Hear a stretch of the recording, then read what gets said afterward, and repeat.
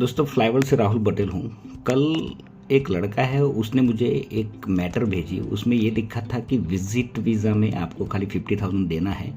हम आपकी application visit visa में डालेंगे, उसके बाद एम्प्लॉयर आपका इंटरव्यू लेगा। इंटरव्यू लेने के बाद आपको जॉब भी मिलेगी, एयर टिकट भी मिलेगी और हम काम भी देंगे। दोस्तों ये सारे झूठे वायदे हैं।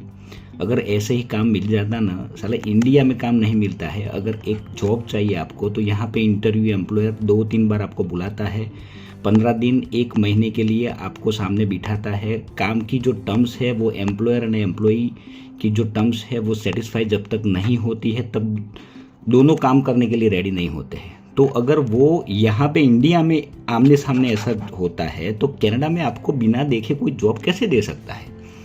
पहली बात, विजिट टू वर्क होता है, नहीं होता है ऐसा नहीं है।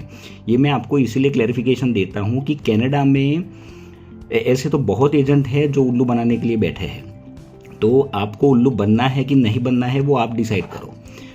जिसने कभी साइकिल नहीं चलाई है उसको आप मर्सिडीज दे रहे हो और उसमें बैठ भी जाता है वो बंदा और गाड़ी फिर ठोक देता है, तो फिर होता क्या है?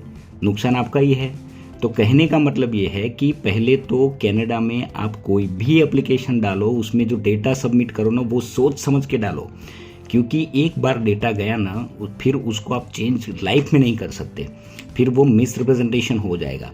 Second matter, visit to work जो मैटर है वो 28 फेब तक है। 28 फेब के बाद क्या होगा वो मुझे भी नहीं पता है, वो CIC वाले डिसाइड करेंगे।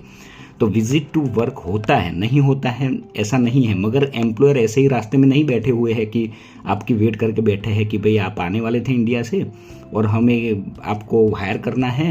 ऐसे कोई काम नहीं देता है, ये सब झूठे वायदे हैं। तो मेहरबानी करके ऐसे एजेंट से दूर रहिए आप, नहीं तो कोई फ़ायदा नहीं है, नुकसान आपका ही है।